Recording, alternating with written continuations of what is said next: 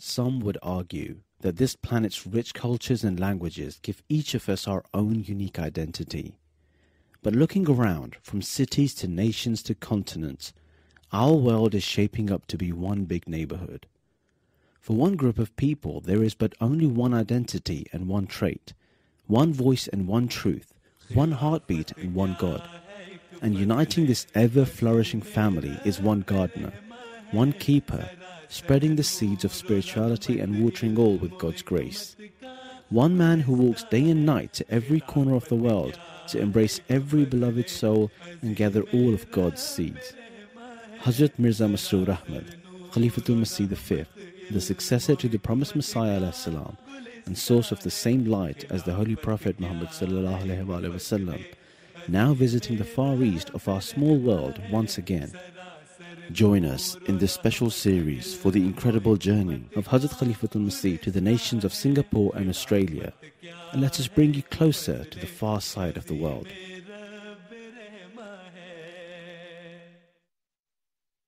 The Australian Ahmadiyya community is one of the earliest international communities established outside of India.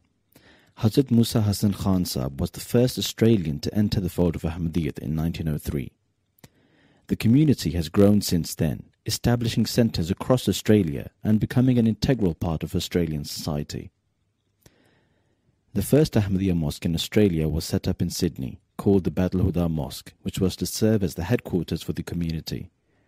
Unlike many international leaders, Huzur spent many of his days in Australia, personally meeting over 3,000 members of the community.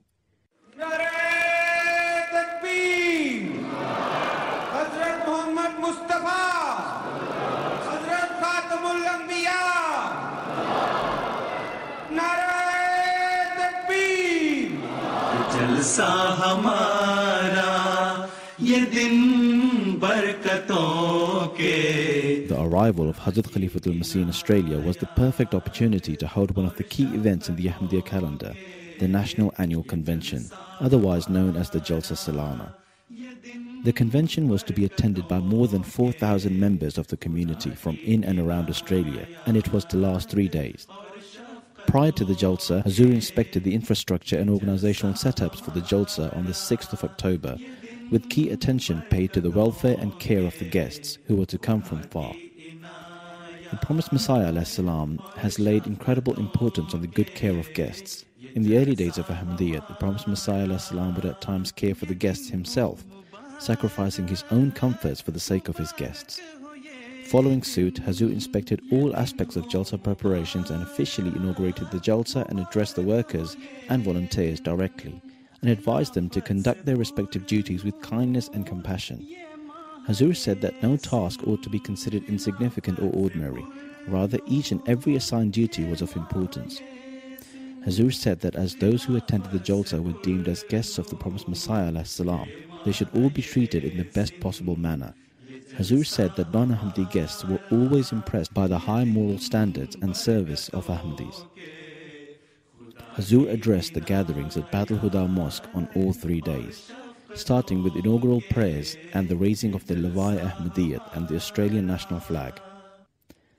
The first address was on Friday the 4th of October, where Huzur said that the first small Jalsa that took place just 123 years ago in the small little hamlet of Qadian is today being held in all the continents of the world. It's being held in a faraway continent like Australia, which is thousands of miles away from Qadian, and thousands of men, women and children are participating in it. Huzur said that this same Jalsa, almost 1 month ago, was held with great majesty in the capital city of that country which governed over India for a very long period of time. Today, the officers and leaders of that country, and even the priests of that country, could not remain content without declaring that the message of Ahmadiyya Jemaat is the message of gathering people together, and that this message is the message of love, affection and brotherhood, and that this message needs to be spread throughout the world. अब अहमदी होने के बाद इन बातों और इन चीज़ों और उन तौक़ुआत की तलाश की ज़रूरत है जो हज़रत मसीह मौऊद अलैहिस्सलाम ने हमसे की हैं। ये जलसे के 3 दिन क्योंकि इज्तिमाई तौर पर रूहानी माहौल के दिन हैं, इसलिए इन दिनों में ख़ास तौर पर तलाश करके और यहाँ के प्रोग्रामों से फ़ायदा उठाकर हमें एक हकीकी अहमदी बनने की कोशिश करने की ज़रूरत है. On Saturday, 5th of October, Huzur made another address, this time to Lajna members of the community, reminding both men and women of their duties towards each other, their children and their faith, and how all should live their lives in a manner which portrays the best example for others. अगर तकवा हो तो कभी मसाइल इतने न बढ़ें जितने अब बढ़ रहे हैं. लड़के भी माहौल के बाद असर से बचने की कोशिश करेंगे जब नेक लड़की की तलाश में होंगे. तो फिर लड़कों को खुद भी नेकी की तरफ माइल होना होगा. ये नहीं हो सकता कि लड़के तो आवारागर्दी में मुब्तला हों और नेक लड़कियों की तलाश हो. खुद भी जब नेक लड़की की तलाश होगी तो तकवा पर चलना होगा. लड़कियां भी जब ये देखेंगी कि हमारे रिश्तों की बुनियाद नेकियों पर है तो फिर वो अपनी दुनियावी ख्वाहिशात के बजाय अपने गैर ज़रूरी फ़ैशनों के बजाय, एक हद तक फ़ैशन भी जायज़ है, लिबास की खूबसूरती भी जायज़ है, श्रृंगार भी जायज़ है, लेकिन जब ये हद से ज़्यादा बढ़ जाए तो वो ये फिर तकवा से दूर हटा के ले जाता है. तो जब लड़कियों को भी पता होगा कि हमारे रिश्तों के मयार क्या हैं तो वो ज़ाहिर है वो नेकियों पे कायम होंगी. तो ये दो तरफ़ा अमल है. लड़कियों को भी नेकियों के कदम मारने होंगे और लड़कों को भी. Huzur made his concluding address to the Jalsa Salana of Australia to more than 4,000 guests on Sunday the 6th of October, where he spoke of jihad in the modern day. Huzur said that we firmly believe in jihad. However, the type of jihad required in the modern era has changed. At this time, no government or organization is physically attacking Islam in the name of religion. If Islam is being attacked today, it is not by the sword, but through the press, through the media, and through preaching. And so it is the need of the time that we respond using the very same means.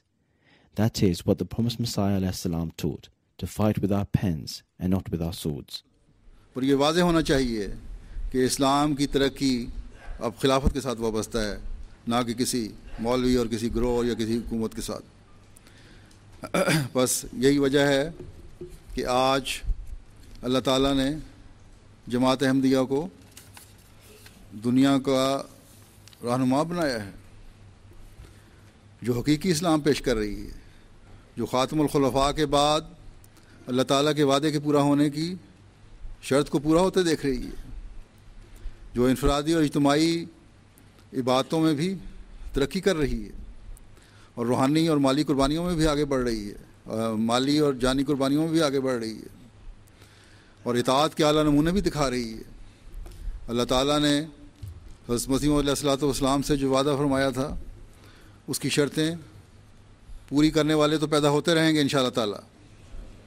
हज़रत सल्लल्लाहु अलैहि वसल्लम ने जो पेशगोई फरमाई थी वो तो पूरी होगी इंशाअल्लाह ताला, लेकिन हर अहमदी को ये फ़िक्र भी होनी चाहिए कि वो और उसकी नस्लें कहीं इस शर्त को पूरा ना करके इनाम से महरूम ना हो जाएं. After the concluding session, Huzur held the a.b.a ceremony or initiation into Islam Ahmadiyya. The a.b.a is a tradition dating from the time of the Prophet of Islam, Hazrat Muhammad sallallahu alaihi wasallam. It is a pledge and affirmation of your faith, commitment and service to Islam and Khilafat under the 10 conditions of initiation set out by the promised Messiah alayhi salam. This was also an opportunity for all the members of the community to renew their pledge to Islam Ahmadiyya through the leadership of Khilafat, a process which is incredibly spiritual and life-changing for many. Thousands in Australia and millions around the world watching live on their TVs participated in the a.b.a ceremony. The Ahmadiyya Muslim community spans the entire world through the blessings of Allah, and it has been through lifetime devotees called Waqfeen that people are guided and the community infrastructure remains strong and connected. These Waqfeen are from all walks of life. Some are missionaries spreading the message of Islam, others serve as imams and community leaders, and there are many more who serve their faith and the larger community in all fields. The fourth successor to the promised Messiah, Hazrat Mirza Ahmad, Khalifatul Masih IV rahimahullah, launched the Waqf scheme, where children are dedicated for Islam by their parents before birth. These children are then guided and nurtured to be servants of Islam, and it is then only through their own choice that they finally become waqfin. Hazrat Khalifatul Masih continuously oversees and assesses many of the waqfin and our children personally and guides them towards positive goals for their future. For this purpose, he holds classes on his tours with waqfin of the region and guides them on all matters. Similarly, in Sydney also, many waqfin from across Australia attended the waqfin class with Hazrat Khalifatul Masih and received guidance from him. Thousands of Ahmadiyya Muslims have been coming to this mosque in Western Sydney over the past few days to catch a glimpse of the man they believe to be the Muslim equivalent of the Pope. The arrival of Hazrat Khalifatul Masih in Australia brought considerable interest from the local and national press and media. A few reporters had the opportunity to interview Hazrat Khalifatul Masih, including Bill Bertolds from the National Australian Broadcasting Corporation, who interviewed Huzur for ABC TV and radio. Speaking to ABC, Huzur said that wherever he has the chance, he will extend Islam's message of love and peace throughout the society and across the country. The truth is that the state of the world today is extremely dangerous, and so we must take steps towards peace, otherwise the consequences could be disastrous. I'd like to ask you some questions about the Muslim community over here, particularly here in Western Sydney. As you'd be aware, it's a very multicultural area. There's a fairly large Muslim community. Do you think there are particular challenges for Muslim communities living in Western societies, such as Australia? You see, if Muslims are practicing true Islam, then there should not be any challenge in absorbing, adjusting, and living in any of the society, whether it is Western or Eastern. In a short sentence, we have made a slogan of the teachings of Islam, that is love for all and hatred for none. And if that message is there, and as I have already said, the love of your country is part of your faith, both these messages are such, or the slogans are such, that I don't feel that we have any problem in adjusting ourselves in any of the society, whether it's Western or Eastern or whatever it is. We are law-abiding. We want, you see, we believe that Allah is not only for Muslims. Allah is Allah for the whole universe. And especially Allah likes His creation. Allah loves His creation. And wherever the rights of His creation are being denied, Allah is not happy with that. So, when you are discharging the rights towards your fellow being and you want to live peacefully in the society, you spread the message of love and harmony, I don't think there should be any problem in adjusting Muslims into the society. Soon after the Jalsa, Hazrat Amir al-Mumineen set his attention on the youth of the Ahmadiyya Muslim community in Australia. The community lays incredible importance on the right upbringing of children, and education is an integral part of this.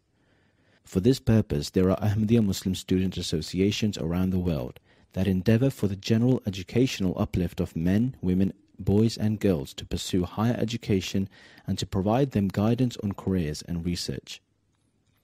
The Students' Association plays an incredible role in providing all the support each student needs to pursue higher education for better service of their country.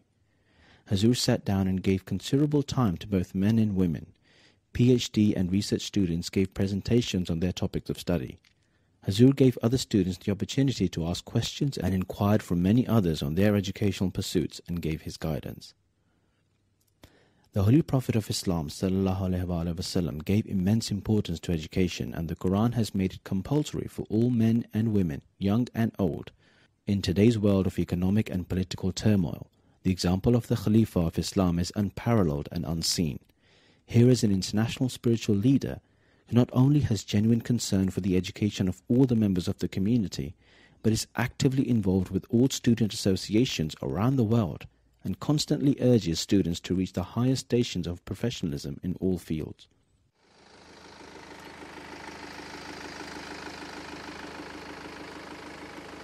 On the 9th of October, Huzur was to depart for his first visit to the Ahmadiyya Muslim community in Melbourne. After a brief flight, Huzur arrived in Melbourne and was received by the local Ahmadiyya Muslim community president before departing for the Ahmadiyya Centre. Melbourne is Australia's second largest city and the cultural capital of Australia. The Ahmadiyya Centre in Melbourne was purchased in 2010 and was previously a theme park. The only standing structure remaining at the grounds was the function hall, which is now the Ahmadiyya Centre, which has the capacity for over 2,000 people. Upon Huzur's arrival, hundreds of Ahmadi men, women and children lined the driveway and welcomed Huzur onto his first visit to Melbourne.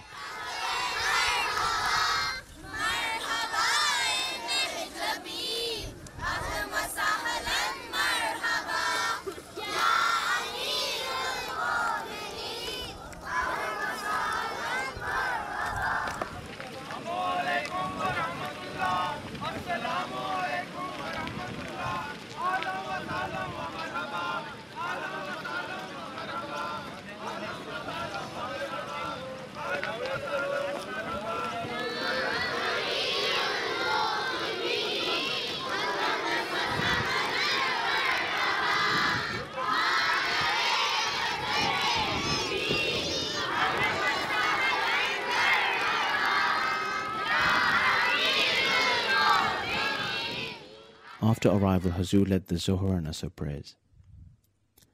Apart from his other activities, Huzur met personally with many families and individuals from Melbourne.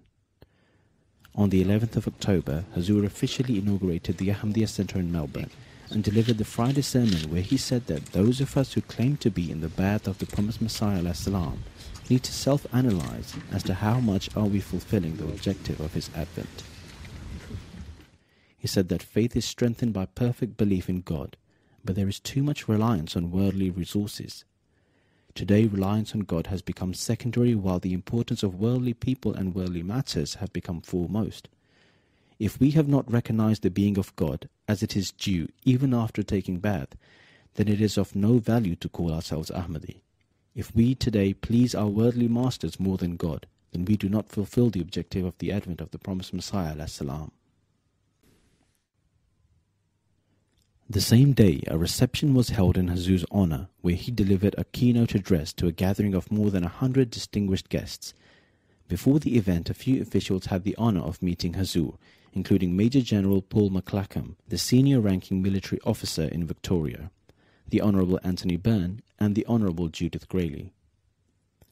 The event was attended by more than 150 distinguished guests, which included interfaith leaders, professors, charities, community and military leaders, and government officials, including many members of the state and federal government, as well as members of the National Parliament, some of whom spoke at the event before Huzur's keynote address. I welcome you to our beautiful country, Australia, and I hope that you enjoy your stay. 5 years on, our relationship is still going strong, and here we are today, celebrating this very special day and continuing to spread your beautiful message, love for all and hatred for none. If only every person on earth lived their life this way, there would be no war, only peace. That message, that strong message that comes from your community, that comes from your religious beliefs of love for all and hatred for none, was something that resonated not only with my soul, but also with my head. And like the Mayor, I only wish that more people could take that message with them and live by it and spread it.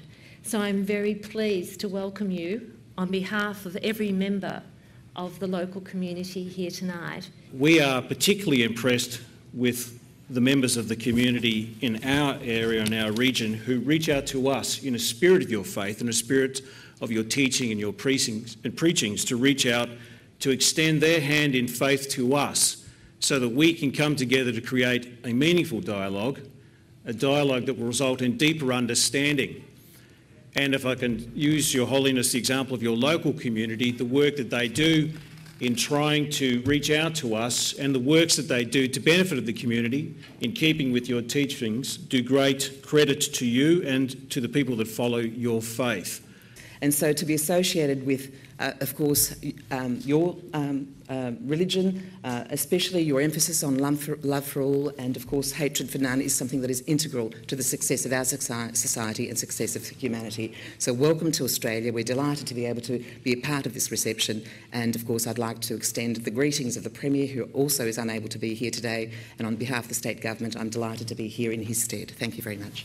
The key themes espoused by His Holiness in many of his addresses, those of religious tolerance, loyalty to country, rejection of extremism, rebellion, disorder, commitment to community and the pursuance of peace, they resonate with the key values of the Australian military and all true Australians. I honour the sacrifices and risks you take to bring these messages to the world, and thank you for your gracious visit to our country. During his address, Hazrat Khalifatul Masih analysed in detail the major threats to modern-day world peace, including the so-called Arab Spring, and spoke of his serious concern that the world was increasingly at the precipice of a horrific Third World War. Here I would like to point out that this golden principle given by the Quran is not only for Muslims, but in fact it is a universal truth that in order to establish peace, justice must prevail. Unfortunately, when in the name of bringing peace, major powers interfere in the matters of other countries, they do not uphold the requirements of justice to the necessary degree or in minute detail. During a visit to the United States, I also addressed their senior politicians and policymakers. I clearly said to them that any act or policy they undertake to try and develop peace would never prove successful until all personal interests were set aside and until the requirements of justice were upheld in an entirely selfless manner.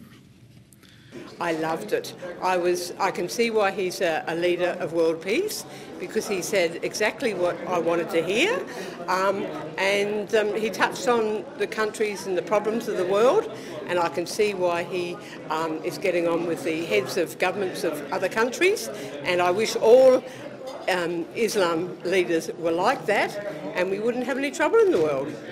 It was an absolute honour for me to meet His Holiness. Truly, the values that the Ahmadi culture actually preaches are very, very close to our own.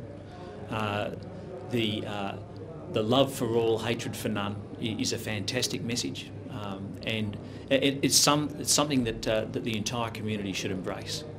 Well, I thought his speech was very challenging, and I thought it was very important for us to be confronted with issues of the lack of justice in our world and the real importance of getting all people together to work together. There's not some people good, some people bad.